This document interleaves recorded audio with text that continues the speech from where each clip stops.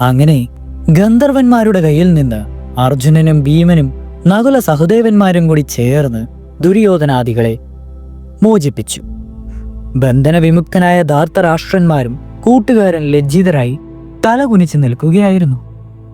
ധർമ്മപുത്രൻ ദുര്യോധനനെ വിളിച്ച് അരികിൽ നിർത്തിയിട്ട് പറഞ്ഞു, ഉണ്ണി, വിഷമിക്കേണ്ട. മേലിൽ ഇപ്രകാരമുള്ള സാഹസത്തിന് ഒരുമ്പെടരുത്.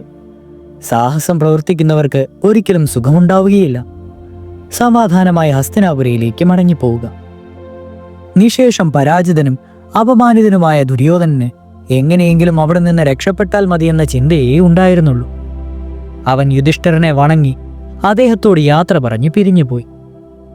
അഹങ്കാരത്തോടെ ആടിപ്പാടി ആർത്തുല്ലസിച്ച് കാട്ടിലേക്ക് പോയ ദുര്യോധനാദികളിൽ ഒരു നല്ല പങ്ക് ചത്തൊടുക്കി. ധാരാളം ആനകളും കുതിരകളും അവർക്ക് നഷ്ടപ്പെട്ടു. രഥങ്ങൾ ഛിന്ന ഭിന്നമായി. ഗന്ധർവന്മാർ അവരെ ബന്ധനസ്ഥരാക്കിയത് നാണക്കേടിനിടയാക്കി. തങ്ങളുടെ ബദ്ധവിരോധികളായ പാണ്ഡവരുടെ സഹായം കൊണ്ടാണ് തങ്ങൾ മോചിതരായെന്ന് വന്നപ്പോൾ അത് കൂടുതൽ അപമാനകരമായി തോന്നി. തങ്ങളുടെ ഐശ്വര്യവും പ്രതാപവും കാണിച്ച് തങ്ങളിൽ പാണ്ഡവന്മാർക്ക് അസൂയ തോന്നണമെന്നുള്ള ഉദ്ദേശത്തോടു കൂടി പോയ കൗരവന്മാർ അവസാനം പാണ്ഡവരോട് അസൂയ തോന്നി മടങ്ങുകയാണ് ഉണ്ടായത്. ഇതെല്ലാം ദുര്യോധനന്റെ മനസ്സിനെ വളരെ അസ്വസ്ഥമാക്കി. അവൻ അത്യന്തം നിരാശനായി. നാണക്കേട് കൊണ്ട് മറ്റുള്ളവരുടെ മുഖത്ത് നോക്കുവാൻ പോലും അവന് കഴിവില്ലാതെയായി. ഇത്രത്തോളം അപമാന ഭാരത്തോടെ എന്തിനാണ് ജീവിക്കുന്നതെന്ന് വരെയായി അവന്റെ ചിന്ത. അവസാനം പ്രായോപവേശം, അതായത് പട്ടിണി കിടന്നുള്ള മരണം ചെയ്യുവാൻ തന്നെ ദുര്യോധനൻ തീരുമാനിച്ചു. ഹസ്തിനാപുരയിലേക്കുള്ള മാർഗമത്തി ഒരു വിജന പ്രദേശത്തെത്തി ഏകനായിരുന്നു. യുദ്ധരംഗത്ത് നിന്ന് നേരത്തെ ഓടിപ്പോയ കർണൻ ദുര്യോധനൻ ഒറ്റയ്ക്കിരിക്കുന്നതായി അറിഞ്ഞ് അവന്റെ അടുത്ത് ചെന്നു. ഗന്ധർവന്മാരെ യുദ്ധത്തിൽ തോൽപ്പിച്ചിട്ട് ദുര്യോധനൻ വിജയിയായി മടങ്ങിയെത്തിയിരിക്കുകയാണെന്നായിരുന്നു അവന്റെ ധാരണ. താൻ ഓടിപ്പോയതിന്റെ ജാള്യത കർണനുണ്ടായിരുന്നു. കർണൻ പറഞ്ഞു, നമ്മുടെ സൈന്യം തിരിഞ്ഞോടിയപ്പോൾ അവരുടെ പിന്നാലെ പോയി അവരെ തിരിച്ചു കൊണ്ടുവരുന്നതിന് ശ്രമിക്കുവാനാണ് ഞാൻ യുദ്ധകളത്തിൽ പോയത്. ഭവാൻ ഒറ്റയ്ക്ക് തന്നെ ഗന്ധർവന്മാരോട് പോരാടി ജയിച്ചുവല്ലോ. അങ്ങയെ കൊണ്ടല്ലാതെ മറ്റാരെ കൊണ്ടും ശക്തന്മാരായ അവരെ ജയിക്കുവാൻ സാധ്യമല്ല. ഞാൻ അങ്ങയെ അനുമോദിക്കുന്നു. ദുര്യോധനൻ മറുപടി പറഞ്ഞു, കർണ, നീ കാര്യമറിയാതെയാണ് സംസാരിക്കുന്നത്. ഗന്ധർവന്മാർ എന്നെയും സഹോദരന്മാരെയും നമ്മുടെ സ്ത്രീകളെയും മറ്റും ബന്ധനസ്ഥരാക്കി. വിവരമറിഞ്ഞു വന്ന പാണ്ഡവന്മാർ അവരോട് ഏറ്റുമുട്ടി. ചിത്രസേനൻ കീഴടങ്ങി. പിന്നീട് അവനും അർജുനനും കൂടി ചിരിച്ചു കളിച്ച് പരസ്പരം കെട്ടിപ്പിടിച്ച് എന്തൊരു സ്നേഹപ്രകടനമായിരുന്നു. നിന്നാൽ സാധ്യമാവാത്തത് ഗാഢിവധാരിക്ക് സാധ്യമായിരിക്കുന്നു. നിന്നിലും എത്രയോ ശ്രേഷ്ഠനാണവൻ. ബന്ധിതനായി നിന്ന എനിക്ക് ആ കാഴ്ച കണ്ടിട്ട് സഹിക്കുവാൻ കഴിയില്ല. അവസാനം ധർമ്മപുത്രൻ നിർദ്ദേശിച്ചതനുസരിച്ചാണ് ഞങ്ങളെയൊക്കെ മോചിപ്പിച്ചത്. പാണ്ഡവരുടെ കാരുണ്യം കൊണ്ട് മാത്രം ഗന്ധർവന്മാരിൽ നിന്ന് രക്ഷപ്പെട്ട ഞാനിന്ന് അവരുടെ പരിഹാസത്തിന് പാത്രമായിരിക്കുകയാണ്. ശത്രുവിന്റെ സഹായത്താൽ രക്ഷപ്പെട്ട ഏതു മാനിയാണ് ജീവിതം കാംക്ഷിക്കുക? ഞാൻ പ്രായോപവേശം ചെയ്യുവാൻ നിശ്ചയിച്ചു കഴിഞ്ഞു. നിങ്ങളെല്ലാം ഹസ്തിനാപുരത്തിലേക്ക് മടങ്ങിക്കൊള്ളുക. അപ്പോഴേക്ക് ശകുനിയും ദുശാസനും അവിടെ എത്തിക്കഴിഞ്ഞിരുന്നു. കർണൻ പറഞ്ഞു, ദുര്യോധന, നീ മൂഢനെ പോലെയാണ് സംസാരിക്കുന്നത്. നീ രാജ്യം ഭരിക്കുന്ന രാജാവാണ്. പാണ്ഡവന്മാർ ഇപ്പോൾ നിന്റെ പ്രജകളും. സഹായിക്കുക എന്നത് അവരുടെ കർത്തവ്യമാണ്. അങ്ങനെ അവർ സഹായിച്ചു. അതിൽ നിനക്ക് കുറച്ചിലൊന്നുമില്ല. നീ എന്തിനാണ് ഇങ്ങനെ കിടന്ന് കരയുന്നത്? ദുഃഖത്തിന്റെ ദുഃഖം ഒരിക്കലും കൂടുതൽ ദുഃഖിച്ചിരിക്കുന്നത് കൊണ്ട് നീങ്ങുകയില്ല. അത് മനസ്സുകൊണ്ടാണ് നീക്കേണ്ടത്. അതുകൊണ്ട് ധൈര്യം കൈക്കൊള്ളുക. ശകുനിയും ദുര്യോധനെ സമാധാനിപ്പിക്കുവാൻ ശ്രമിച്ചു. അപ്പോൾ ഉണ്ടാകുന്ന ദുഃഖത്തെയും സന്തോഷത്തെയും അടക്കുവാൻ കഴിയാത്തവൻ പച്ചക്കളിമൺകുടം പോലെ നശിച്ചു പോകും. അങ്ങനെയുള്ളവർ രാജത്വത്തിന് അർഹനല്ല. അതുകൊണ്ട് നീ ഹസ്തിനാപുരിയിലേക്ക് മടങ്ങണം. ഇങ്ങനെ ശകുനി ഉപദേശിച്ചു. ദുശാസനൻ ജ്യേഷ്ഠന്റെ കാലു പിടിച്ച് കേണപേക്ഷിച്ചു. ജ്യേഷ്ഠ, അങ്ങ് പട്ടിണി കിടന്ന് മരിക്കരുത്. ഞാൻ ഭവാനെ കൂടാതെ ഭൂമി പാലിക്കുകയില്ല. അങ്ങ് 100 വർഷം രാജ്യഭാരം നടത്തി നമ്മുടെ കുലത്തിൽ ശോഭിക്കണം. സഹോദരന്മാരുടെയും ബന്ധുമിത്രാദികളുടെയും സാന്ത്വന വാക്കുകൾക്കൊന്നും ദുര്യോധനനെ തന്റെ തീരുമാനത്തിൽ നിന്ന് പിന്തിരിപ്പിച്ചില്ല. അദ്ദേഹം ദർഭ വിരിച്ച് അതിന്മേൽ കിടന്നു. മറ്റെല്ലാവരും അദ്ദേഹത്തിന്റെ ചുറ്റും ഇരിപ്പുമായി. സമയം അർദ്ധരാത്രിയായി. എല്ലാവരും ക്ഷീണിതരായി നല്ല ഉറക്കമായിരുന്നു. ഈ സമയത്ത് പാതാളവാസികളായ അസുരന്മാർ കൃത്യ എന്ന ഭൂതത്തെ ദുര്യോധനന്റെ അടുത്തേക്ക് അയച്ചു. അവൾ ദുര്യോധനനെ പാതാളത്തിലേക്ക് എടുത്തുകൊണ്ടുപോയി. അസുരന്മാർ ദുര്യോധനനോട് പറഞ്ഞു, ദുര്യോധന, ഭവാൻ ഭരതകുലത്തിൻ്റെ നാഥനാണ്. അങ്ങ് പ്രായോപവേശത്തിന് തുനിയുന്നത് സാഹസമാണ്. ആത്മത്യാഗം ചെയ്യുന്നവൻ ദുഷ്കീർത്തിയും അപമാനവുമാണ് അനുഭവിക്കുന്നത്. ഭവാൻ കേവലം മനുഷ്യനല്ല, ദിവ്യനാണ്. ഭവാൻ വിഷാദിക്കരുത്. ഭവാന്റെ സഹായത്തിന് വീരന്മാരായ അസുരന്മാർ ഭൂമിയിൽ ജനിച്ചിട്ടുണ്ട്. മഹാവിഷ്ണുവിനാൽ വധിക്കപ്പെട്ട നരകാസുരന്റെ ആത്മാവ് കർണനിൽ പ്രവേശിച്ചിട്ടുണ്ട്. അവൻ അർജുനനെ കൊല്ലും. അതുപോലെ മറ്റ് അസുരന്മാരുടെ ആത്മാക്കൾ ഭീഷ്മർ, വിദുരർ, കൃപൻ മുതലായവരെ ബാധിക്കുന്നതാണ്. അവരെല്ലാം പാണ്ഡവന്മാർക്കെതിരായി നിനക്ക് വേണ്ടി പോരാടും. യുദ്ധത്തിൽ പാണ്ഡവന്മാരെ ഉന്മൂലനാശം ചെയ്യുവാൻ നിനക്ക് കഴിയും. ദേവന്മാർക്ക് പാണ്ഡവന്മാരെന്ന വണ്ണം അസുരന്മാരായ ഞങ്ങൾക്ക് ഭവാനാണ് ശരണം. അതുകൊണ്ട് ഹസ്തിനാപുരിയിലേക്ക് മടങ്ങി രാജ്യഭാരം നടത്തുക. അസുരന്മാരുടെ വാക്കുകൾ കേട്ടപ്പോൾ ദുര്യോധനന് ആശ്വാസമായി. അവർ അവന് ജയാശംസകൾ നേർന്നു. കൃത്യ ഉടൻ തന്നെ അവനെ എടുത്ത് ഭൂമിയിലെത്തി. അവൻ കിടന്നിരുന്ന സ്ഥലത്ത് കിടത്തിയിട്ട് മടങ്ങിപ്പോയി. കാലത്തുളർന്നപ്പോൾ രാത്രിയിൽ നടന്നതൊക്കെ ഒരു സ്വപ്നം പോലെയാണ് ദുര്യോധനന് തോന്നിയത്. എങ്കിലും പാണ്ഡവന്മാരെ ജയിക്കുവാൻ കഴിയുമെന്നുള്ള ആത്മവിശ്വാസം അവനുണ്ടായി. രാത്രിയിൽ നടന്ന സംഭവമൊന്നും അവൻ ആരെയും അറിയിച്ചതുമില്ല. ദുര്യോധനന്റെ ചുറ്റുമുണ്ടായിരുന്നവർ ഉണർന്നെഴുന്നേറ്റ്. ദുര്യോധനയിൽ പ്രകടമായ ഒരു മാറ്റം അവർ കണ്ടു. ഇത് കണ്ട് കർണൻ പറഞ്ഞു, ദുര്യോധന, എഴുന്നേൽക്കുക. 13 വർഷം കഴിഞ്ഞ് പാണ്ഡവന്മാർ തിരിച്ചു വരികയാണെങ്കിൽ ഞാൻ അർജുനനെ കൊല്ലുമെന്നിതാ ആയുധം തൊട്ട് സത്യം ചെയ്യുന്നു. വരൂ, നമുക്ക് ഹസ്തിനാപുരിയിലേക്ക് പോകാം. ഭയത്തിനോ മരണത്തിനോ ഉള്ള കാലമല്ലിത്. തലേ ദിവസം രാത്രിയിൽ നടന്ന സംഭവങ്ങളെല്ലാം ഓരോന്നോരോന്നായി ദുര്യോധനന്റെ മനസ്സിൽ കൂടി കടന്നുപോയി. കർണന്റെ വാക്കുകൾ നരകാസുരന്റെ വാക്കുകൾ പോലെ ദുര്യോധനന് തോന്നി. അവൻ പ്രായോപവേശം ചെയ്യുന്ന ശ്രമം അവസാനിപ്പിച്ച് അരമനയിലേക്ക് മടങ്ങുവാൻ തീരുമാനിച്ചു. എല്ലാവരും കൂടി ഹസ്തിനാപുരിയിലേക്ക് യാത്രയായി. അരമനയിലെത്തിയ ദുര്യോധനൻ അധികമാരെയും കാണാതെയും പുതിയ സംഭരണങ്ങളിലൊന്നും ഏർപ്പെടാതെയും ഏതാനും ദിവസം കഴിച്ചുകൂടി. കാട്ടിൽ വെച്ചുണ്ടായ കൈപ്പേറിയ അനുഭവങ്ങൾ അവന്റെ മനസ്സിനെ അലട്ടിക്കൊണ്ടേയിരുന്നു. ഒരു ദിവസം ഭീഷ്മർ അരമനയിലെത്തി ദുര്യോധനനെ കണ്ടു. അദ്ദേഹം പറഞ്ഞു, ഉണ്ണി, നീ കാട്ടിലേക്ക് പോയപ്പോൾ അത് വേണ്ടെന്ന് ഞാൻ പറഞ്ഞു. നീ കേട്ടില്ല. ഞാൻ വിചാരിച്ചതുപോലെ പല അനിഷ്ട സംഭവങ്ങളും അവിടെ നടന്നു. ഒടുവിൽ പാണ്ഡവന്മാരുടെ കാരുണ്യം ഒന്നുകൊണ്ട് മാത്രം നിനക്കിവിടെ തിരിച്ചെത്തുവാൻ കഴിഞ്ഞു.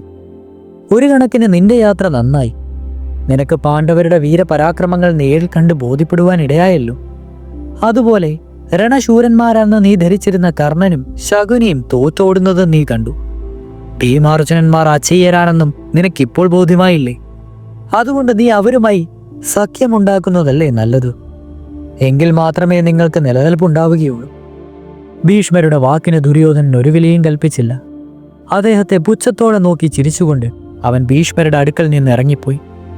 അവനോടൊപ്പമുണ്ടായിരുന്ന കർണനും ശകുനി, ദുശാസനനും അവനെ അനുഗമിച്ചു. അടുത്ത ദിവസം ദുര്യോധനൻ അവന്റെ സഹപ്രവർത്തകരുമായി ഭാവി കാര്യങ്ങളെപ്പറ്റി ആലോചിച്ചു. കർണൻ പറഞ്ഞു, ഭീഷ്മർ എപ്പോഴും പാണ്ഡവപക്ഷപാതിയാണ്. ആ കിഴവൻ നമ്മെ എപ്പോഴും നിന്ദിക്കുകയും പാണ്ഡവന്മാരെ പ്രശംസിക്കുകയുമാണ് ചെയ്യുന്നത്. എന്നെ അയാൾ സദാ ദുഷിക്കുകയും അധിക്ഷേപിക്കുകയും ചെയ്യുന്നു. എനിക്കിത് തീരെ സഹിക്കുന്നില്ല. അതുകൊണ്ട് എൻ്റെ വീര്യം പ്രകടമാക്കുവാൻ എനിക്കൊരവസരം ഉണ്ടാക്കി തരണം. പാണ്ഡവന്മാർ 4 പേരും കൂടി ജയിച്ച രാജാക്കന്മാരെ ഞാൻ ഒറ്റയ്ക്ക് കീഴടക്കി അവരെ അങ്ങയുടെ സാമാന്തരാക്കാം. അവരിൽ നിന്ന് വിലപിടിച്ച സമ്മാനങ്ങളും കപ്പവും വാങ്ങിത്തരാം. ഇതെല്ലാം ദുർബുദ്ധിയായ ഭീഷ്മർ ഒന്ന് കാണട്ടെ.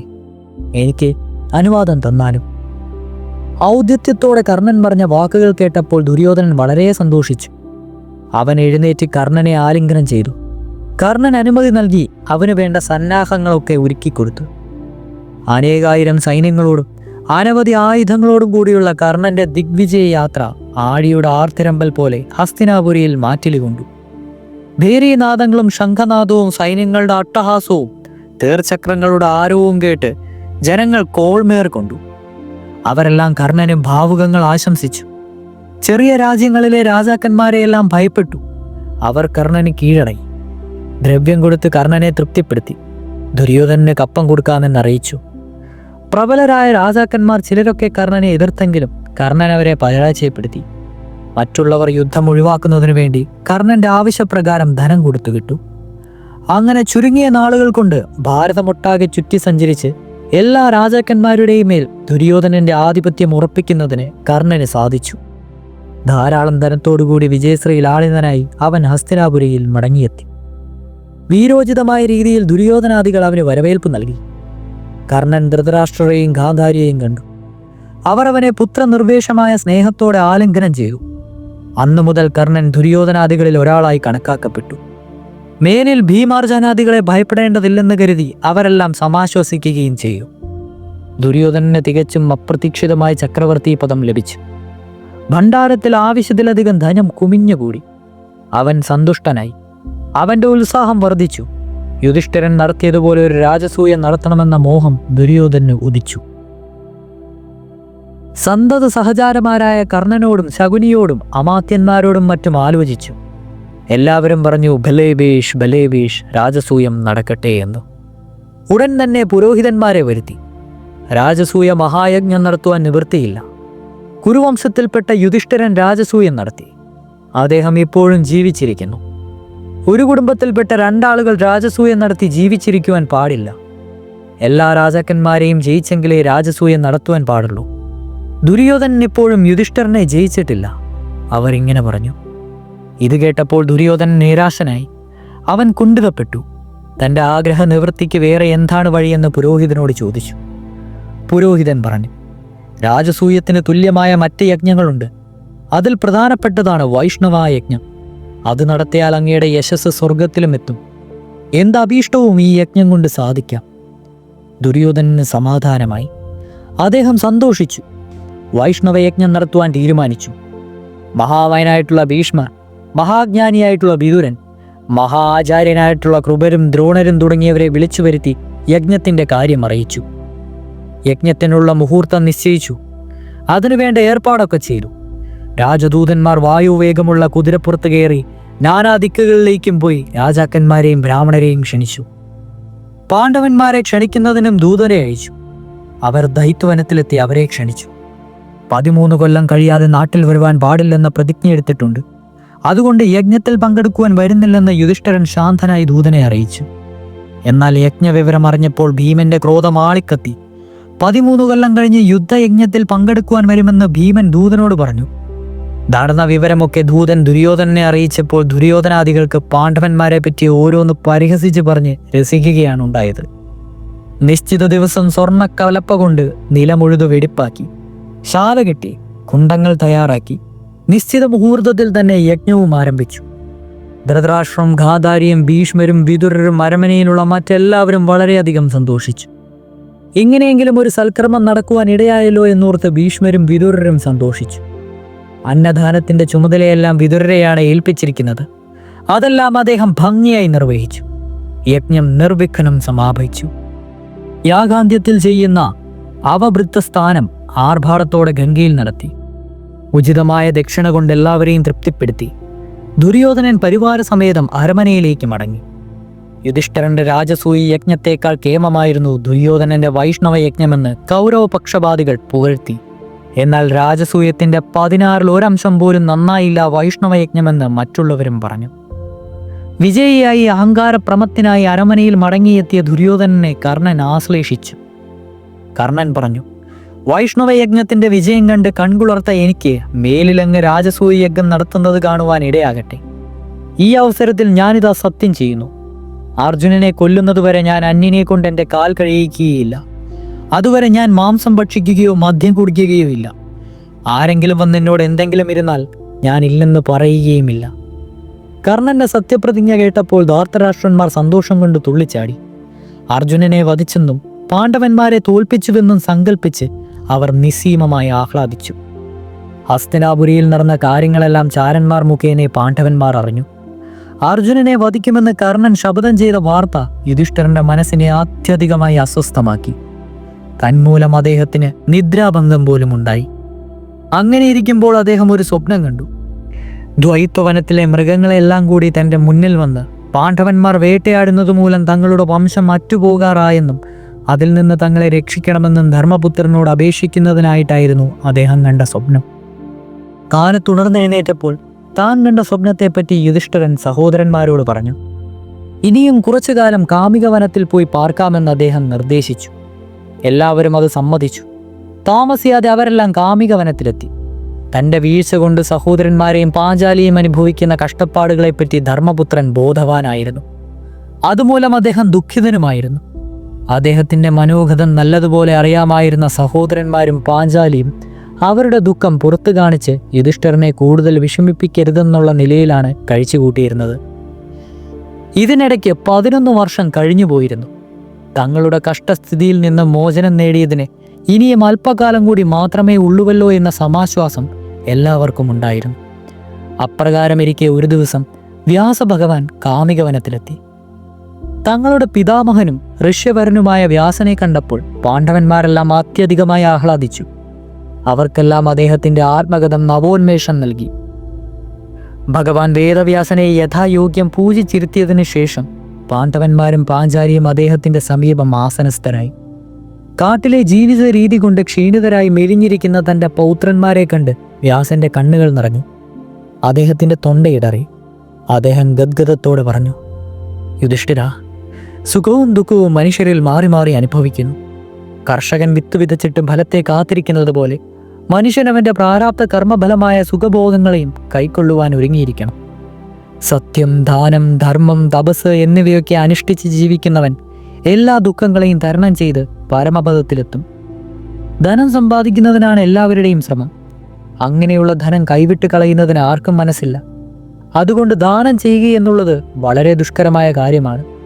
എന്നാൽ മനോവിശുദ്ധിയോടെ അല്പം മാത്രം ദാനം ചെയ്താലും പരലോകത്തിൽ ആ ദാനത്തിന് അനന്തമായ ഫലം കിട്ടും. ഒരു പാത്രം അരി കൊടുത്ത് വലിയ ഫലം നേടിയ മുൽഗലന്റെ കഥ ഇതിനുദാഹരണമായി ഞാൻ പറയാം. അതെ, മുൽഗലന്റെ കഥ. എല്ലാവരും കഥ കേൾക്കുന്നതിന് ഔത്സുക്യം പ്രകടിപ്പിച്ചു. വ്യാസൻ അതുകൊണ്ട് കഥ പറയുവാൻ തുടങ്ങി. മുൽഗലൻ സാധുവായ ഒരു ബ്രാഹ്മണനായിരുന്നു. വയലുകളിലും വഴിയിലും പൊഴിഞ്ഞു വീണ് കിടക്കുന്ന നെന്മണികൾ പെറുക്കിയെടുത്ത് അന്നന്ന് കിട്ടുന്ന ധാന്യം കൊണ്ട് അവനും കുടുംബവും വിശപ്പടക്കി പോന്നു. അവൻ സത്യമേ പറയുമായിരുന്നുള്ളൂ. ആരെയും സൽക്കരിക്കുമായിരുന്നു. ആരോടും അസൂയയില്ലായിരുന്നു. പഞ്ചേന്ദ്രിയങ്ങളും അടക്കി മനസ്സിനെ നിയന്ത്രിക്കുന്നതിനുള്ള കഴിവ് അവനുണ്ടായിരുന്നു. ഉള്ളതുകൊണ്ട് സംതൃപ്തനായിരുന്നു അദ്ദേഹം. അമാവാസിയിലും പൗർണമിയിലും ഉപവാസത്തിലും യജ്ഞത്തിലും നടത്തും. യജ്ഞാനന്തരം അതിഥി പൂജയും ഉണ്ടാവും. അതിഥി സൽക്കാരം കഴിഞ്ഞ് അദ്ദേഹത്തിന് ഏറ്റവും പ്രിയപ്പെട്ടതായിരുന്നു വരുന്ന അതിഥികൾക്കൊക്കെ ആഹാരം കൊടുക്കുക എന്നത്. എത്ര കുറച്ച് അരി മാത്രമേ പാകം ചെയ്തിട്ടുള്ളൂവെങ്കിലും വരുന്ന അതിഥികൾക്കൊക്കെ കൊടുക്കുവാൻ അത് തികയുമായിരുന്നു. അദ്ദേഹത്തിൻ്റെ ത്യാഗമഹിമ കൊണ്ടാണ് ഇപ്രകാരം കഴിയുന്നതെന്ന് അദ്ദേഹത്തെ അറിയുന്ന ജനങ്ങൾ വിശ്വസിച്ചു. മുൽഗലന്റെ ദാനശീലതയും അതിഥി സൽക്കാര പ്രിയത്തെയും പറ്റി കേൾക്കുവാനിടയായ ദുർവാസാവ് മഹർഷി മുൽഗലനെ പരീക്ഷിക്കുവാൻ തീരുമാനിച്ചു. അദ്ദേഹം ഒരു ദിവസം മുൽഗലന്റെ വീട്ടിലെത്തി. തനിക്ക് വല്ലാതെ വിശക്കുന്നു എന്നറിയിച്ചു. തനിക്കും കുടുംബാംഗങ്ങൾക്കും കരുതിയിരുന്ന ആഹാരം മഹർഷിക്ക് കൊടുത്തു. അവിടെ ഉണ്ടായിരുന്ന മുഴുവൻ ആഹാരവും ഭക്ഷിച്ചു കഴിഞ്ഞപ്പോഴേ മഹർഷിക്ക് തൃപ്തിയായുള്ളൂ. മഹർഷി മുൽഗലനോട് യാത്ര പറഞ്ഞപ്പോൾ മുൽഗലനും കുടുംബവും അന്നേ ദിവസം പട്ടിണി കിടക്കേണ്ടി വന്നു. എങ്കിലും അയാൾക്ക് മുനിയോട് കോപമോ നിന്നയോ ഒന്നും ഉണ്ടായിരുന്നില്ല. അടുത്ത ദിവസവും പതിവ് പോലെ വയലിൽ പോയി ധാന്യങ്ങൾ പെറുക്കിയെടുത്തുകൊണ്ടുവന്ന് ആഹാരം കഴിച്ചു. ദുർവാസാവ് പിന്നീട് പലപ്പോഴും മുൽഗലന്റെ വീട്ടിൽ വന്നു. അപ്പോഴൊക്കെ മുൽഗലൻ അദ്ദേഹത്തെ ബഹുമാനത്തോടെ സ്വീകരിക്കുകയും പൂജിക്കുകയും ആഹാരം നൽകി സൽക്കരിക്കുകയും ചെയ്തു. മഹർഷി വരുന്ന ദിവസങ്ങളിലൊക്കെ മുൽഗലനും കുടുംബവും പട്ടിണി കിടക്കേണ്ടിയും വന്നു. ദുർവാസാവ് വീണ്ടും ഒരു ദിവസം വന്നു. അന്ന് അദ്ദേഹം ഒരു ഭ്രാന്തനെ പോലെയാണ് വന്നതും പെരുമാറിയതും. ജടയും മുടിയുമെല്ലാം അഴിച്ചിട്ട് ശരീരമാകമാനം ചെളിപുരട്ടി നഗ്നനായി വന്ന മഹർഷിയെ പതിവ് പോലെ അത്യാധരവുകൂടി മുൽഗലൻ സ്വീകരിച്ച് ഉപചരിച്ചു. അവൻ കോപിച്ചില്ല. അവന് മുനിയോട് വെറുപ്പ് തോന്നിയില്ല. അദ്ദേഹത്തിൻ്റെ മഹത്വത്തിന് എന്തെങ്കിലും ഊനം സംഭവിച്ചതായി മുൽഗലന് തോന്നിയില്ല. ദുർവാസാവിൻ്റെ പെരുമാറ്റത്തിലും യാതൊന്നും വിശേഷവിധയായി മുൽഗലൻ ദർശിച്ചതുമില്ല. മഹർഷി പതിവ് പോലെ ആഹാരം കഴിച്ചു. മിച്ചമുണ്ടായിരുന്നതെടുത്ത് തൻ്റെ ശരീരത്തിലാകെ തേച്ചു. അപ്പോഴും മുൽഗലൻ മുനിയെ ഭക്തിയോടെ വന്ദിച്ചു. ഇത്രയുമായപ്പോൾ മുനിക്ക് മുൽഗലനോട് അനുകമ്പ തോന്നി. അദ്ദേഹത്തിൻ്റെ ചിത്തമാർദ്രമായി. ആവശ്യത്തിലും കവിഞ്ഞ മുൽഗലനെ പരീക്ഷിച്ചുവോ എന്ന് പോലും മഹർഷി സംശയിച്ചു. ഉടലോടുകൂടി തന്നെ സ്വർഗത്തുപോയി സുഖങ്ങളെല്ലാം അനുഭവിക്കട്ടെ എന്ന മഹർഷി മുൽഗലനെ അനുഗ്രഹിച്ചിട്ട് യാത്രയായി. അല്പം കഴിഞ്ഞപ്പോൾ സ്വർഗത്തിൽ നിന്ന് വിമാനമായി ഒരു ദേവദൂതൻ മുൽഗലന്റെ മുന്നിലെത്തി. സ്വർഗത്തിൽ പോകുന്നതിനായി വിമാനത്തിൽ കയറുവാൻ ആവശ്യപ്പെട്ടു. എന്നാൽ ഉടൻ തന്നെ വിമാനത്തിൽ കയറി സ്വർഗത്തിലെത്തി സുഖിച്ചു കളയാമെന്നുള്ള മോഹം മുൽഗലനുണ്ടായിരുന്നില്ല. സ്വർഗത്തെപ്പറ്റി വിശദമായി അറിഞ്ഞതിനു ശേഷം പോകണോ വേണ്ടയോ എന്ന് തീരുമാനിക്കാമെന്നായിരുന്നു മുൽഗലന്റെ ചിന്താഗതി. സ്വർഗത്തിലെ വിശേഷങ്ങളൊക്കെ അറിയിക്കണമെന്ന് മുൽഗലൻ ദേവദൂതനോട് ആവശ്യപ്പെട്ടു. സ്വർഗത്തിലേക്ക് പോകുവാനുള്ള വിമാനം മുന്നിൽ തയ്യാറായി നിൽക്കുമ്പോൾ അതിൽ ചാടിക്കയറാതെ സ്വർഗത്തിലെ വിശേഷങ്ങൾ അറിയുവാൻ ചോദ്യം ചോദിക്കുന്ന ഇവനൊരു മൂഢനാണോ എന്ന് ദേവദൂതന് തോന്നി. എങ്കിലും അവൻ സ്വർഗത്തിലെ വിശേഷങ്ങൾ ഓരോന്നായി എണ്ണി എണ്ണി പറഞ്ഞു. അവിടെ വിശപ്പില്ല, ദാഹമില്ല, കുളിരില്ല, ഉഷ്ണമില്ല, ജരയില്ല, നരയില്ല, ശോകമില്ല, രോദനമില്ല. എവിടെയും നയനാനന്ദകരമായ കാഴ്ചകൾ, ശ്രവണേന്ദ്രിയങ്ങൾക്ക് ഇമ്പം നൽകുന്ന ശബ്ദങ്ങൾ, പുഷ്പങ്ങൾ വാടാതെ ദിവ്യഗന്ധം പരത്തി ശോഭിക്കുന്നു. സുഖദുഃഖങ്ങളോ രംഗദ്വേഷങ്ങളോ സ്വർഗവാസികളെ ബാധിക്കുകയില്ല. ഗന്ധർവന്മാർ എപ്പോഴും ഗാനമാലപിക്കുന്നു, അപ്സര സ്ത്രീകൾ നൃത്തം വയ്ക്കുന്നു. ദേവദൂതൻ പിന്നെയും സ്വർഗത്തിലെ ഗുണഗണങ്ങളെപ്പറ്റി വർണ്ണിക്കുവാൻ തുടങ്ങിയപ്പോൾ മുൽഗലൻ ചോദിച്ചു, നിങ്ങൾ പറഞ്ഞതൊക്കെ ഞാൻ കേട്ടു, എല്ലാ സുഖദായകങ്ങളായ കാര്യങ്ങൾ. ഇനിയും പറയുവാൻ പോകുന്നതും അപ്രകാരമുള്ളത് തന്നെ ആയിരിക്കുമല്ലോ. എന്നാൽ എനിക്ക് സ്വർഗത്തിലുള്ള ദോഷങ്ങൾ കൂടി അറിയണം, അതുകൂടി പറയുക. ദേവദൂതൻ പറഞ്ഞു, അധികം ദോഷങ്ങളൊന്നുമില്ല. സ്വർഗത്തിലെത്തുന്നവർ അവനവന്റെ കർമ്മഫലം അനുഭവിച്ചു തീർന്നാൽ കീഴ്പോട്ട് പതിക്കും. അങ്ങനെയൊരു ദോഷമുണ്ട്. ഇത് കേട്ടപ്പോൾ മുൽഗലൻ പറഞ്ഞു, ഞാൻ സ്വർഗത്തിലേക്ക് വരുന്നില്ല. കുറച്ചുനാൾ സുഖിച്ചിട്ട് പിന്നീടും വീണ്ടും ദുഃഖത്തിലേക്കല്ലേ പതിക്കേണ്ടത്? സുഖവും ദുഃഖവുമില്ലാതെ നിത്യമായി ശാന്തി ലഭിക്കുന്ന സ്ഥലത്തേക്ക് മാത്രമേ ഞാൻ പോകുന്നുള്ളൂ. നിങ്ങൾ വിമാനവുമായി തിരിച്ചു പോയിക്കൊള്ളുക. മുൽഗലൻ ഭൂമിയിൽ നിന്ന് തുടർന്നും ജീവിച്ചു. അവന്റെ സൽപ്രവൃത്തികൾ തുടർന്ന് നടത്തി. ജ്ഞാനയോഗം കൊണ്ട് ധ്യാനനിഷ്ഠനായി അവസാനം ശാശ്വതമായ വിഷ്ണുപദം പ്രാപിച്ചു. യുധിഷ്ഠിര, സ്വർഗം പോലും ശാശ്വത സുഖം നൽകുകയില്ലെന്നല്ല ഇതിൻ്റെ അർത്ഥം. അപ്പോൾ പിന്നെ ഭൂമിയിലെ കാര്യം പറയുവാനുണ്ടോ? സുഖവും ദുഃഖവും ഇടകലർന്നു വരും.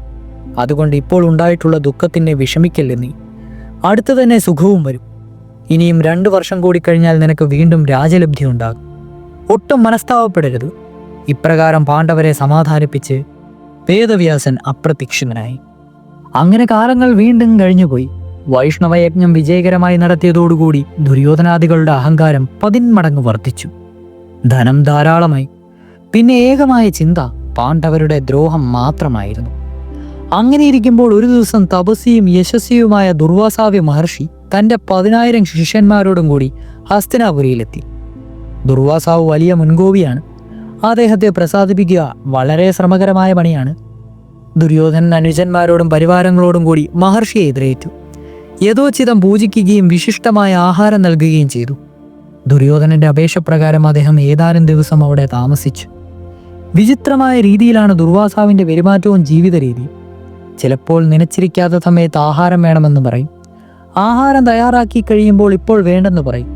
ചിലപ്പോൾ അപ്രത്യക്ഷനാവും. വിചാരിക്കാത്ത സന്ദർഭത്തിൽ പ്രത്യക്ഷപ്പെടും. മറ്റ് ചിലപ്പോൾ രാത്രി മുഴുവൻ ഉറങ്ങാതെ കഴിച്ചു കൂട്ടും. ഇതെല്ലാം അറിഞ്ഞ് അദ്ദേഹത്തിന് അപ്രിയം ഉണ്ടാകാതെ പരിചരിക്കുക എന്നുള്ളത് പ്രയാസമേറിയ കാര്യമാണ്. എങ്കിലും ദുര്യോധനാദികൾ കണ്ണിൽ എണ്ണയും ഒഴിച്ച് കാത്തിരുന്നത് അദ്ദേഹത്തിന്റെ അഭീഷ്ടങ്ങളെല്ലാം നിറവേറ്റി കൊടുത്തു. അദ്ദേഹം സംപ്രീതനായി.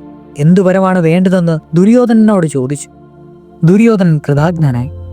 മഹർഷിയോട് ചോദിക്കേണ്ട വരം കർണനോട് ശകുനിയോടും മറ്റും നേരത്തെ ആലോചിച്ചിട്ടുണ്ടായിരുന്നു അദ്ദേഹം. ദുര്യോധനൻ പറഞ്ഞു, പ്രഭോ, ഞങ്ങളെ അനുഗ്രഹിച്ചതുപോലെ ഞങ്ങളുടെ ജ്യേഷ്ഠൻ യുധിഷ്ഠിരനെയും കൂടി അനുഗ്രഹിക്കണം. അപ്രകാരമായാൽ ഞങ്ങളുടെ കുലം പവിത്രമാകും. അവർ കാമിക വനത്തിൽ താമസിക്കുന്നു. ഒരു ദിവസമെങ്കിലും അവരുടെ ആതിഥ്യം സ്വീകരിച്ച് അവരുടെ കൂടെ പാർത്താലും. ധാരാളം ബ്രാഹ്മണരും മറ്റുള്ളവരും ജ്യേഷ്ഠന്റെ കൂടെയുണ്ട്. പാഞ്ചാലിയാണ് അവർക്കെല്ലാം ആഹാരം വെച്ച് വിളമ്പിക്കൊടുക്കുന്നത്. അതെല്ലാം കഴിഞ്ഞ് അവൾ ആഹാരം കഴിക്കുകയുള്ളൂ. അതുകൊണ്ട് പാഞ്ചാലിയുടെ ആഹാരം കഴിഞ്ഞ് വിശ്രമിക്കുമ്പോൾ അന്ന് അവിടെ എത്തുന്നതായിരിക്കും അവർക്ക് സൗകര്യം. മഹർഷിക്ക് ദുര്യോധനന്റെ ഗൂഢോദ്ദേശം മനസ്സിലായില്ല. അവന്റെ ആഗ്രഹം സാധിച്ചു കൊടുക്കാമെന്ന് അദ്ദേഹം സമ്മതിച്ചു. മഹർഷി പോയി കഴിഞ്ഞപ്പോൾ ദുര്യോധനനും കർണനും പരസ്പരം അഭിനന്ദിച്ചു. പാണ്ഡവന്മാർ ദുർവാസാവിന്റെ കോപത്തിനിരയായി നശിക്കുമെന്നോർത്ത് അവരെല്ലാം സന്തോഷിക്കുകയും ചെയ്തു. ദുർവാസാവ് മഹർഷി ഏതാനും നാളുകൾക്ക് ശേഷം ഒരു ദിവസം കാമിക വനത്തിലെത്തി. പാണ്ഡവന്മാരും പാഞ്ചാലിയും മധ്യാഹ്ന ഭക്ഷണം കഴിഞ്ഞ് വിശ്രമിക്കുന്ന സമയമായിരുന്നു അത്. മുനിയെ കണ്ട ഉടൻ തന്നെ പാണ്ഡവന്മാർ അദ്ദേഹത്തെ യഥോചിതം സ്വീകരിച്ചു. കുശലപ്രശ്നങ്ങൾക്ക് ശേഷം സ്നാനം കഴിഞ്ഞുവന്ന് ആഹാരം കഴിക്കണമെന്ന് അപേക്ഷിച്ചു. പാഞ്ചാലിയുടെ ആഹാരം കഴിഞ്ഞ വിവരം അറിയാതെയാണ് യുധിഷ്ഠിരൻ എപ്രകാരം പറഞ്ഞത്. മഹർഷിയും ശിഷ്യന്മാരെ സ്നാനത്തിന് പോയി. അപ്പോഴാണ് പാഞ്ചാലി വിവരം അറിയുന്നത്. ആഹാരം കൊടുത്തില്ലെങ്കിൽ മഹർഷി ശപിക്കും. എവിടെ നിന്നാണ് ആഹാരം കൊടുക്കുക? ഇവിടെയൊന്നും ഇരിപ്പില്ല. തൻ്റെ ആഹാരം കഴിഞ്ഞുകൊണ്ട് അക്ഷയപാത്രത്തിൽ നിന്ന് ഇനിയും ഒന്നും ലഭിക്കുകയുമില്ല. അവൾ സംപ്രീതിയായി വളരെയേറെ വിഷമിച്ചു. എന്തു ചെയ്യണമെന്നറിയാതെ പരിഭ്രമിച്ചു. തങ്ങൾ ഭയങ്കരമായ ഒരു ആപത്തിന്റെ ചുഴിയിൽപ്പെട്ടിരിക്കുന്നതായി അവൾക്ക് തോന്നപ്പെട്ടു. ഏതാപത്തിലും തന്റെ ആശ്രയ കേന്ദ്രമായ രക്ഷകനെ അവൾ സ്മരിച്ചു. ഒരിടത്തിരുന്ന് ഏകാഗ്രമായി പ്രാർത്ഥിച്ചു. കരുണാമയനായ കൃഷ്ണ, ഭക്തവത്സലനായ നാരായണ, ആശ്രിത വത്സലനായ ആപൽ ബാന്ധവ, അവിടുത്തെ പാദരബിന്ദങ്ങളില്ലാതെ അനാഥയായ ഞങ്ങളെ മറ്റാരാണ് ആധാരം? ഞങ്ങളിതാ നാശകരമായ ഒരു ആപത്തിൽപ്പെട്ടിരിക്കുന്നു. മുൻകോപിയായ ദുർവാസാവ് ഞങ്ങളെ ശപിച്ച് ഭസ്മമാക്കുവാൻ പോകുന്നു. അതിനു മുമ്പായി ഞങ്ങളെ കാത്തു രക്ഷിക്കണമേ. ഭക്തപരവശയായ ദ്രൗപദി ഇപ്രകാരം പ്രാർത്ഥിച്ചു. അവളുടെ കണ്ണുകൾ നിറഞ്ഞു. ശബ്ദം പുറത്തേക്ക് വരാതെയായി. അവളുടെ ഹൃദയം മുഴുവൻ ചെന്താമരക്കണ്ണന്റെ ദിവ്യരൂപം കൊണ്ട് നിറഞ്ഞു. അവളുടെ ശരീരത്തിൽ കൂടി ഒരു മിന്നൽ പിണർ പാഞ്ഞു പോയതുപോലെ തോന്നി. അവൾ ഞെട്ടലോടെ കണ്ണു തുറന്നു. അതാ ദ്വാരകനാഥനായ ശ്രീകൃഷ്ണ പരമാത്മാവ് പുഞ്ചിരിച്ചുകൊണ്ട് അവളുടെ മുന്നിൽ നിൽക്കുന്നു. അവൾ ആ പാദങ്ങളിൽ വീണു. ആശ്രിത വത്സലനായ ആ ശരണാഗതൻ അവളെ പിടിച്ചെഴുന്നേൽപ്പിച്ചു. ദുർവാസാവ് വന്നിട്ടുള്ള വിവരവും മറ്റും പറയുവാൻ ദ്രൗപദി ഒരുമ്പെട്ടപ്പോൾ കൃഷ്ണൻ അവളെ തടഞ്ഞു. അദ്ദേഹം ചിരിച്ചുകൊണ്ട് ദ്രൗപദിയോട് പറഞ്ഞു, വിശേഷങ്ങളൊക്കെ പിന്നെ പറയാം. എനിക്ക് വല്ലാതെ വിശക്കുന്നു. എന്തെങ്കിലും തിന്നാൻ തരൂ. ദ്രൗപദി പറഞ്ഞു, ഭഗവാനെ, ഇവിടെ ഒന്നും ഇരിപ്പില്ല. എൻ്റെ ഭക്ഷണം കഴിഞ്ഞു. അക്ഷയപാത്രം ഒഴിഞ്ഞു. കൃഷ്ണൻ മറുപടി പറഞ്ഞു, ഏയ് അങ്ങനെ വരില്ല. അതിലെന്തെങ്കിലുമൊക്കെ കാണും. അതെടുത്തുകൊണ്ട് വരൂ. ദ്രൗപദി മടിച്ചുപോയി അക്ഷയപാത്രം എടുത്തുകൊണ്ടുവന്നു. അതിനകത്ത് ഒരു ചീരയിലെ കക്ഷണം പറ്റിപ്പിടിച്ചിരിപ്പുണ്ടായിരുന്നു. അത് ദ്രൗപദിയെ കാണിച്ചു കൊടുത്തിട്ട് ഭഗവാൻ ആവലാതിയോട് പറഞ്ഞു, ആ ഇത്രയും ഇതിനകത്ത് ഉണ്ടായിട്ടാണോ ഒന്നുമില്ലെന്ന് പറഞ്ഞത്? ബഹുവിചിത്രം തന്നെ. വിശ്വനായകൻ അതെടുത്തു. ഞാൻ ഭുജിക്കുന്ന ഈ ചീരയില കൊണ്ട് ത്രൈലോകം മുഴുവനും പ്രീതിയോടെ സന്തോഷിക്കട്ടെ എന്ന് പറഞ്ഞിട്ട് അത് ഭക്ഷിച്ചിട്ട് അക്ഷയപാത്രം ദ്രൗപദിയുടെ കയ്യിൽ തിരികെ കൊടുത്തു. വാസുദേവൻ യുധിഷ്ഠിരന്റെ അടുത്തെത്തി. ഓർക്കാപ്പുറത്ത് വന്നു ചേർന്ന കൃഷ്ണനെ കണ്ടപ്പോൾ പാണ്ഡവന്മാർ ആശ്ചര്യപ്പെട്ടു. മുരളീധരൻ അവരുമായി കുശലപ്രശ്നം ചെയ്തു. ദുർവാസാവ് വന്നിട്ടുള്ള വിവരവും മറ്റും യുധിഷ്ഠിരൻ കൃഷ്ണനെ അറിയിച്ചു. കുളിക്കുവാൻ പോയിട്ട് വളരെ നേരമായിരിക്കുന്നു. മഹർഷി ഇനിയും മടങ്ങിയെത്തിയിട്ടില്ല. മഹർഷിയെ വേഗം കൂട്ടിക്കൊണ്ടുവരുന്നതിനായി സഹദേവനെ നദിക്കരയിലേക്ക് അയച്ചു. ദുർവാസാവും ശിഷ്യന്മാരും സ്നാനത്തിനായി നദിയിലിറങ്ങി മുങ്ങുമ്പോഴായിരുന്നു ഭഗവാൻ ചീരയില ഭക്ഷിച്ചത്. കുളി കഴിഞ്ഞ് കരയ്ക്ക് കയറുമ്പോഴേക്കും മഹർഷിയുടെയും ശിഷ്യന്മാരുടെയും വിശപ്പെല്ലാം പോയി. മുഷ്ടാന ഭോജനം കഴിച്ചതുപോലെ അവർ തൃപ്തരായി. വയർ നിറഞ്ഞ അവരെല്ലാം ഏമ്പക്കം വിടുവാൻ തുടങ്ങി. ഉടൻ വേറെ ആഹാരമൊന്നും കഴിക്കുവാൻ അവർക്ക് കഴിയുമായിരുന്നില്ല. യുധിഷ്ഠിരൻ ആഹാരം തയ്യാറാക്കി വെച്ചിരിക്കും. അവിടെ ചെന്ന് ആഹാരം വേണ്ടെന്ന് പറഞ്ഞാൽ അദ്ദേഹം കോപിക്കും. അദ്ദേഹം ധർമ്മിഷ്ഠനും തപസ്വിയുമായ രാജഹർഷിയാണ്. അദ്ദേഹത്തിന്റെ കോപം നമുക്ക് നാശഹേതുമാവും. അതുകൊണ്ട് ഇപ്പോൾ അങ്ങോട്ട് പോകാതിരിക്കുന്നതാണ് നല്ലതെന്ന് ചിന്തിച്ചിട്ട് ദുർവാസാവും ശിഷ്യന്മാരും ബന്ധപ്പെട്ട് സ്ഥലം വിട്ടു. മഹർഷിയെ തേടി നദിക്കരയിലെത്തിയ സഹദേവൻ അവിടെയൊക്കെ തിരഞ്ഞിട്ടും അദ്ദേഹത്തെ കണ്ടില്ല. അവൻ ആ പ്രദേശത്തുണ്ടായിരുന്ന മറ്റു ത്വാപസികളോട് തിരക്കി. മഹർഷി ധൃതഗതിയിൽ ശിഷ്യന്മാരുമായി പോകുന്നത് കണ്ടതായി അവൻ സഹദേവനെ അറിയിച്ചു. സഹദേവൻ മടങ്ങിയെത്തി ഈ വിവരം യുധിഷ്ഠിരനോട് പറഞ്ഞു. മഹർഷിയും ശിഷ്യന്മാരും ഇപ്രകാരം പ്രവർത്തിച്ചതിന്റെ കാരണമറിയാതെ യുധിഷ്ഠിരൻ പരിഭ്രമിക്കുന്നത് കണ്ടപ്പോൾ ഭഗവാൻ എല്ലാ കാര്യങ്ങളും വിസ്തരിച്ചിട്ട് പറഞ്ഞു. യുധിഷ്ഠിര, കൗരവന്മാരുടെ ദുഷ്ടബുദ്ധി മനസ്സിലാക്കാതെ ഇവിടെ എത്തിയ മഹാഋഷിയായിട്ടുള്ള ദുർവാസാവിൽ നിന്നുള്ള അപകടം മനസ്സിലാക്കിയ പാഞ്ചാലി എന്നെ ധ്യാനിച്ചപ്പോൾ ഞാനിവിടെ എത്തിയതാണ്. നിങ്ങളുടെ തേജസ്സിൽ ഭയന്നിട്ടാണ് മഹർഷി ഓടിപ്പോയത്. നിത്യവും ധർമ്മമാചരിക്കുന്നവർ ഒരിക്കലും അപകടത്തിൽ പെടുകയില്ലെന്നറിയുക. നിങ്ങൾക്ക് നന്മ വരട്ടെ. ഇത്രയും പറഞ്ഞ് കുറച്ച് കുശല പ്രശ്നങ്ങളും ചെയ്തതിനു ശേഷം ദ്വാരകാധിപതിയായ സാക്ഷാൽ വിഷ്ണു ഭഗവാനായിട്ടുള്ള ശ്രീകൃഷ്ണൻ അവിടെ നിന്ന് പോയി. ആശ്രിത വത്സലനായ അംബുജാക്ഷൻ അപ്രത്യക്ഷനായി. പാണ്ഡവന്മാരും പാഞ്ചാലിയും തങ്ങളുടെ രക്ഷകനായ കൃഷ്ണ പരമാത്മാവിന്റെ ആശ്രിത വാത്സല്യത്തെ വാഴ്ത്തി സ്തുതിച്ചു പാടി. ഇപ്പോഴും ദുര്യോധനാദികൾക്ക് തങ്ങളോടുള്ള പക പോയിട്ടില്ലെന്നറിഞ്ഞ് ഭീമൻ രോക്ഷം കൊണ്ടു. ഭീമന് കോപം അടക്കുവാൻ പറ്റാതെയായി. അപ്പോഴും യുധിഷ്ഠിരൻ ഭീമ ക്ഷമിക്കൂ എന്ന് പറഞ്ഞ് അവനെ ശാന്തനാക്കുവാൻ ശ്രമിച്ചു. അങ്ങനെ ഓരോ രീതിയിൽ ദുര്യോധനാദികൾ വീണ്ടും പാണ്ഡവരെ ആക്രമിക്കുവാനുള്ള പദ്ധതികൾ കർണനോടും ശകുനിയോടും മറ്റും കൂടിയിരുന്ന് ആലോചിച്ച് വീണ്ടും പദ്ധതി ഇട്ടുകൊണ്ടേയിരുന്നു. അങ്ങനെ കുറേ കാലങ്ങൾ കഴിഞ്ഞുപോയി. തുടരും.